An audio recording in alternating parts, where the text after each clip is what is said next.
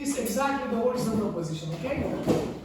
The only forces acting on the bob are the weight and the tension in the string. Okay. What is the acceleration of the bob when the string is vertical? Guys, when the string is getting vertical, passing the vertical position, there are two forces acting on that, mg and T and mg. You know that T is larger than mg. Yes. Of course. Please pay attention. T minus mg is going to be NAC. AC is the centripetal acceleration. Whatever it is, we are looking for AC exactly, which is T minus mg over m, or T over m minus g. Got it? Now what the T is. Got it? If I know the T, I can easily substitute and then find the acceleration. But I don't know that. This is exactly the challenge of this approach. Yes, theoretically it's okay, but how can I know the T? No way. Let's go back to find another thing. You know that acceleration will be mv squared over r, or L. You agree? Yes. Yes or no? L is the length of the pendulum. Look, I can find mv squared according to the energy approach. Here I have a point A and point B. According to conservation of energy, the total mechanical energy in A is equal to the total mechanical energy in B. And the mechanical energy in A, as it is released from the rest, is just the potential energy. If I take the ground state, the point B, so the height of the point A or the altitude of the point A is just L. So I can write mgl instead of mgh, okay, for the potential energy, and there is no kinetic energy, so the right side will be energy in B. As B is in the ground state, there is no gravitational potential energy, just the kinetic energy. So it's a half of mv squared. You agree? Very good. Is it okay to substitute these two, to swap these two? Yeah. 2mg, I'll just displace these two, swap, exchange.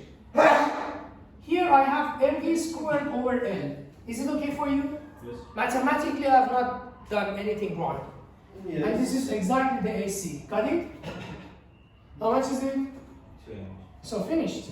I did it. So it's 2a. Yeah. No.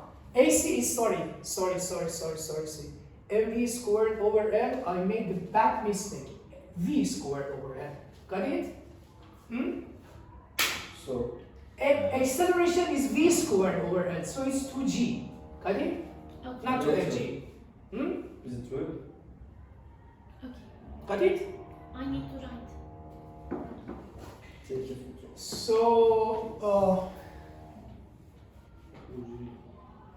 AC, which is v squared over L, seems to be 2g. Yes. So it's independent of mass. Independent, yes. Acceleration is independent. It is not that wonderful, or maybe a very weird point. Let's go back to the principles of the falling. You remember in free fall, the object falls with acceleration of g. Do you have any independence to mass? Even an elephant will fall with the same acceleration. Yes, but But we have an acceleration in x-axis and in y-axis. here, no. No. So acceleration just vertically. Just vertical. Yeah. Here, yes. Here, no.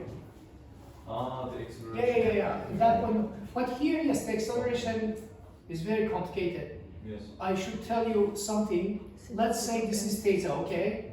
This is the tension of the rope, and this is the mg, okay? Here I know that this is also theta, because these two are parallel and this is inclined. And so here I have mg cosine of theta. Is it okay? Yes. Mg cosine of theta. Basically, the centripetal force is T minus mg cosine of theta here. or you may take it to be mv squared over r, whatever. So it's very complicated. Actually, you know that mg also has another component to this side, which is mg sine of theta. And this mg sine of theta creates an acceleration which is called tangential acceleration. This is the subtopic of today, tangential acceleration. It's different from something you have learned now, till now. Tangential.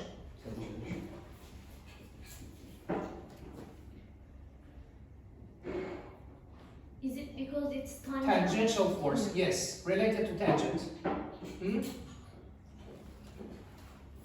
I will tell you what the tangential force is and what the tangential acceleration is very soon, yeah. But I don't get the part holding Here? the acceleration. At this point, T and mg are the two only vertical forces. How can it has the word horizontal acceleration? But the acceleration. Acceleration is vertical, but it has a very large velocity. This is why it continues. But it's not G. No. It's 2G. The- Acceleration is 2g. Okay. Yes. Look at this. Do you see the tension of the rope here? Yes. Okay. Can I write T minus mg to be mac? Yes. What the AC is 2g. So T is 3 mg here. Yeah. This is why it creates 2g. But it's vertical. Okay. But if you're wondering how the object can move here, reason is very clear. The motion is because of the initial velocity it has. When it's passing the rest point, actually it has a very large kinetic energy, but no acceleration. As it's getting higher and higher, the kinetic energy is lost, the velocity is lost, but it's accumulating gravitational potential energy and also acceleration.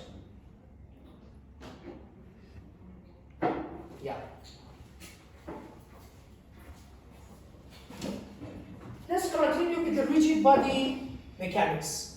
Look at these four objects coming down on an incline. We will learn at the end of this chapter why one of them is faster. Because it's round and it's full. Yeah, all of them are round. No, those are not round. The inside is full. They're not circle. The reason is not that, but just you may think about the rotation. They are rotating objects and they are rolling on that incline, on the ramp. Do you know what the rolling is? Rolling and sliding are different. Rollers.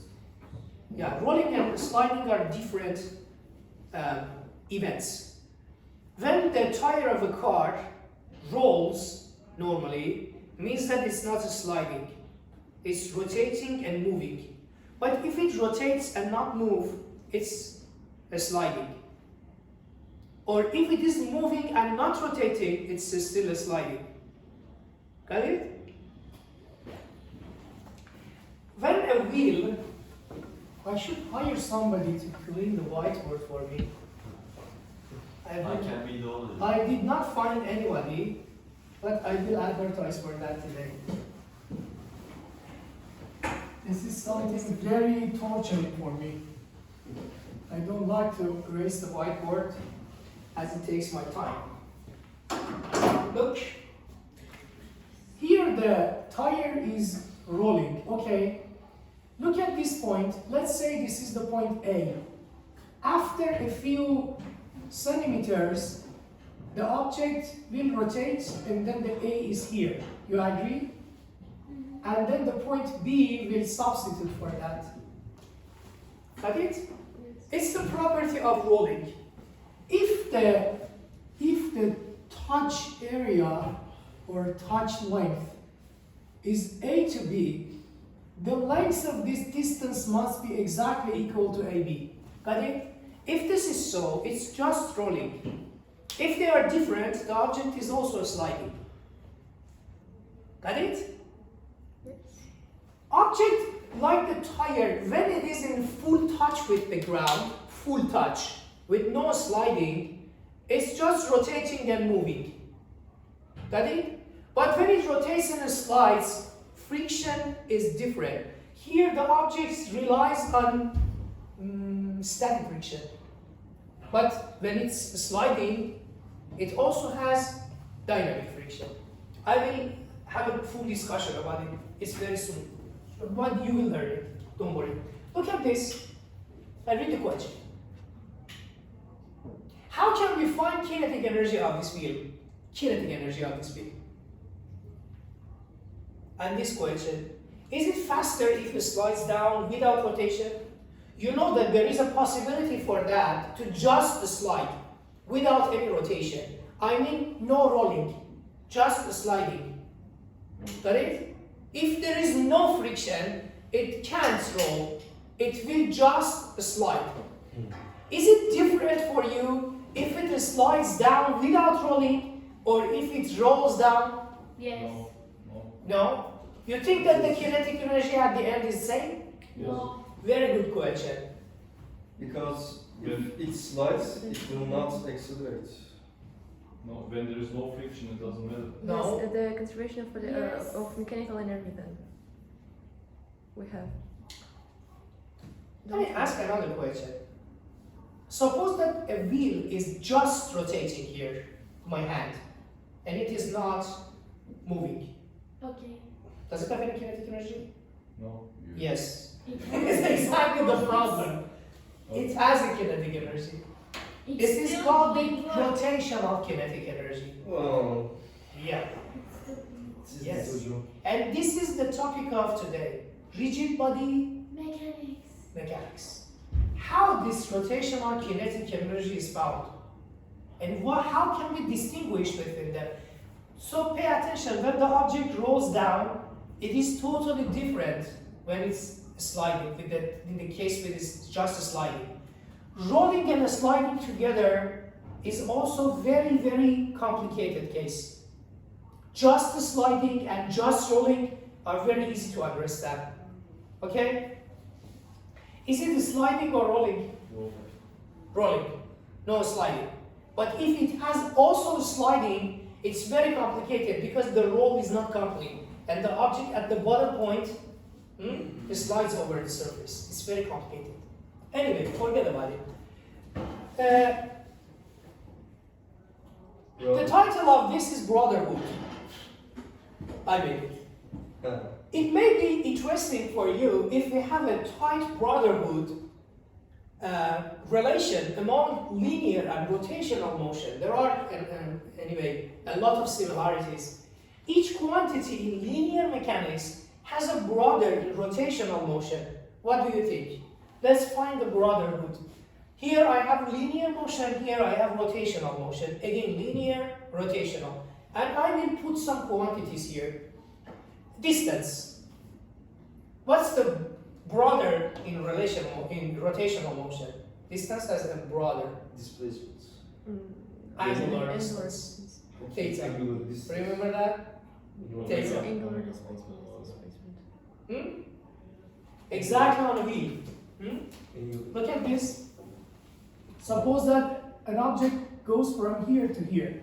Yes, there is a distance traveled and also angular distance, theta. And this is S. Do you remember how they are related? S equals R theta. Or theta, yes. Yeah, this is the brotherhood. What about the velocity? Do you have any brother here? Angular velocity, yes? Omega. Omega. And how they are related, you remember, we had the velocity here and we had the velocity to be R omega. Yeah. And the other is acceleration. Centripetal. Angular acceleration. Nice try, nice try. Angular. What the angular acceleration is, What is you will learn it. You don't know that. Centripetal acceleration is part of the reality. You know, mass. So you showed us a graph and when Yes. Angular mass. Yeah. Angular mass? Angular mass. No. The expression we use is not angular mass, it is called moment of inertia. You will learn it. And what the momentum is? In the brotherhood, it will have a brother here. Angular. Angular momentum, yes, very good. And the force? Angular force. No. Angular force is not the correct expression we use. It is, yeah, it is called torque. Torque. Yes. Ah. Why Torque. are they question marks? These are exactly something you will learn. Okay. This is something you mentioned. Calmly. Yes. You remember that? We had a theta here, and then if I divide it by t, I will get omega. Omega is theta over t. Alright? Yes. And omega multiplied by t is theta. You are familiar with this map. Yes. And then there are two elevators taking theta and omega to the outer side of the circle. Here I have multiplication by r, and I will get s, as s is r theta. And if omega is multiplied by r, I told you is v. So s is r theta and v is r omega. And also the same relationship between division and multiplication is valid here. Any question? No. I know that you know this. Okay, look at these two circles. Non-uniform circular motion and uniform circular motion. What's your idea about these two? What the uniform, non-uniform? How can you characterize them? Uniform. Definitely you. Wait, what's called constant velocity? Constant velocity is impossible on rotation because Oh. velocity is changing direction. Okay, Constant speed, yes, very good. In non-uniform, the speed of the object may change. Velocity, yes, inevitably will change. Necessarily will change because it changes direction. But the speed may keep constant or no. If the speed is constant, it is called the uniform circular motion. But it's non-uniform. Got it? It's exactly the difference. Any question? Okay. Basically, there are a lot of things to be understood or learned in this case, but you have many of them in that circular motion. If you have no friction, will it be Forget about friction, it's kinematics. No, will it be endless? Yep. Okay. In uniform circular motion, I have a question. Does the object travel through equal angles in equal time intervals? Or no? No. Yes. Think about it. I don't think so. Why? In uniform, yes. Because Is in uniform Yes. motion? We say uniform motion. Uniform motion is constant speed. Yes. So if it goes 30 degrees in 1 second, it will go against 30 degrees in the next 1 second. It's crazy to have a different value. Yes. The answer is yes. Does the object have acceleration in uniform? No. No. I mean, Oh yes, my yes, God. centripetal. But what the centripetal Okay. acceleration is? Oh, But not in motion. Yeah. to which direction? this So direction. toward To the center. But not in Thanks God. To the center. Yes, it has acceleration towards the center of the circle. It must have acceleration. We learned it. Yeah. Is mechanic energy same? Mechanical energy? Yes. What do you mean? Same. Is. Yes, maybe same, maybe not. I don't know. Mechanical energy is made of kinetic and potential energy. Yes. Kinetic energy is constant, yes. Mechanical energy, I'm afraid I can't say. Because if it is in a vertical circle, it will change the potential energy. But in horizontal plane circle, yes, constant. Kinetic energy is constant. Okay, so this is the centripetal acceleration you are familiar with, you know that. But in non-uniform circular motion, be very careful, please, please, please. Read that. Does the object travel equal angles in equal time intervals? No, does not. Because it is non-uniform. Does the object have acceleration? Yes. Of course. Both It is more complicated than the previous case. Must have acceleration. But to which direction? both tangential Both and center centripetal. and Yeah, very good. Yes, one centripetal and one tangential. I will tell you what the tangential is. This is the centripetal acceleration and this is tangential. Tangential is a vector, is an acceleration vector, which is tangent to the circle. And this tangential acceleration is in charge of accelerating the object to increase or decrease the speed. This centripetal acceleration is in charge of keeping the object on circular motion. Got it? And when they ask you about the acceleration, you should get the resultant acceleration. This is the real acceleration. Got it? okay. When you see rotational acceleration, you mean A, not AT, not AC. Okay. This is rotational acceleration. So let's say this is the big brother of linear acceleration. In linear acceleration, you have just a tangential acceleration. As when a car is accelerated, let's say this is a car, okay? When it is accelerated to the right, I know that the direction of acceleration is constant. It cannot change. But direction of this acceleration is changing. When the object is here, the tangent is a different direction. So it's very complicated. Anyway, did you learn it? At least the questions are, I think, Yes. very interesting. Let's say they are interesting. Angular acceleration. So let's complete the thought. Just as in linear motion, rotating object can speed up or slow down. It is not very strange, you know. You are driving in a round and you can also push the acceleration pedal and rather than the rotational motion, you may have a speeding up motion or slowing down. It's no challenge. It's okay? To do this, it must undergo an angular acceleration alpha and the change in angular velocity delta omega in a given time interval delta t in equation from. Let me explain it for you. It is not easy to understand. Oh my god. Yeah. First, you saw something alpha. What the alpha is? The angle. angle. Hmm? The angle. No, alpha is not the angle. Alpha actually is the acceleration. acceleration. Oh. But close your eyes and think about the normal acceleration we had already in linear motion. In linear motion, we had an acceleration which was delta v over delta t. You remember?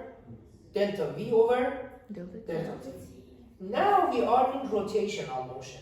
In rotational motion, the big brother or the brother of Omega. velocity is omega.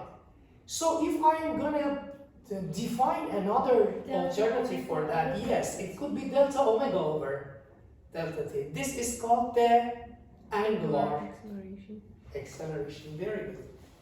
Let's say the object at t1 has the angular velocity or let's say angular speed or initial angular speed of omega 1. Definite? At t1, the angular initial speed or initial angular speed is omega 1. At another time, t2, the omega is larger or smaller, whatever, and this is the final angular speed. I start my consideration from t1 and end it at t2. Okay? And there is a delta t in between.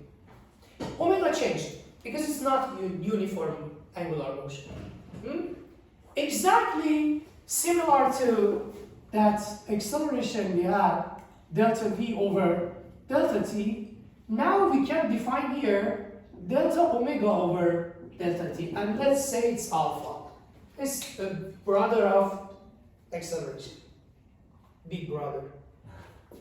So alpha is delta omega over delta t, or omega 2 minus omega 1 over t2 minus t1. Understandable? Yes or no? Yes. Yes, Takabe? Just I'm making a brotherhood, establishing. Wait. Oh yeah. Okay. Wait. Okay. Now let's complete our map. How? We know that we had a theta, we had an omega and alpha here. Now I completed the map. Oh, it's interesting. We have a guest here, and this is alpha. What was it? Angular displacement. This one? Angular velocity. And this one? Angular acceleration. Nice! And let's find the brothers. The elevator which can take you to the linear values will be r. You remember that? Yes. So I should multiply theta by r. S is r theta. What about the omega? It will be r omega here. And what about the other one? This is the tangential acceleration. Got it? Tangential acceleration. It is related to the linear. Got it? Oh, how can I connect them? R. R alpha, yes. Yes. I like it. R theta, R omega. What is that? R alpha. Amazing. You see? Very My map is very, very nice. It works. Okay, so we learned another quantity today, which is tangential, or maybe, no, more than one quantity. Tangential acceleration, angular acceleration, and total acceleration. Okay, so tangential acceleration is the maybe linear acceleration. We have already learned it. Do you remember the unit of S? This is distance, displacement. What's the unit? Meters. Meters. About the velocity? Meters per second. Meter per second. About the acceleration? Meter per second. Second squared. Yeah. Is it okay? Yes. What about alpha? Radians. Radian. Omega? Radians per Radian per second. Alpha? Radians per second. Very good. Radian per second squared. So there are a lot of similarities to easily understand the alpha. I think it's not that challenging. Sir, is it okay to have a division for t to find the others? Yeah, of course you have. Omega is theta over t. And alpha is omega over t. You remember, it was delta omega over there? Delta t. Ah, nice. And if you go back, you should have exactly the same. So delta theta over delta t and delta omega over delta t. Interesting. And so multiplied by t. And then reverse process. Any question? And you remember centripetal acceleration. It is from the old lessons. V squared over r, or r omega squared. It is always towards the center. Must be. So the object inevitably has two different accelerations. Can have, of course. This is the tangential acceleration, and the other is the centripetal acceleration. If you make a resultant acceleration, the resultant acceleration is the resultant of these two. Look at me. Please, please, please. Here I have uniform and then non-uniform motion, okay? If it is uniform motion, uniform circular motion, I don't want circular motion anymore, and this is non-uniform circular motion. Here in uniform circular motion, I know that the object has no change in the speed. You agree? So there is no alpha t. Alpha t is out of meaning. So here I will have just a constant velocity, constant speed. Tangential acceleration is 0, but there is a centripetal acceleration. In non-uniform motion, rather than centripetal acceleration you must have, also you will have something which is called AT, tangential acceleration. Got it? Tangential is because it's not uniform, and it's in charge of changing the velocity. No, changing the speed. Okay? Any question? No. Did you get the difference? Interesting. Of course, still we are in the old discussion of considering a point mass object. It is not still a rigid object. because the internal structures has not already been considered. I think that this is just a point mass. It can be, of course, the wheel. And what should we do with the wheel? I will tell you. This is not counted as rigid body? No, it's just a point mass. Do you see any We rotation? don't know what's inside. Any rolling? No. It's not important. But also this object can roll. Oh my God. What should I do with the rolling?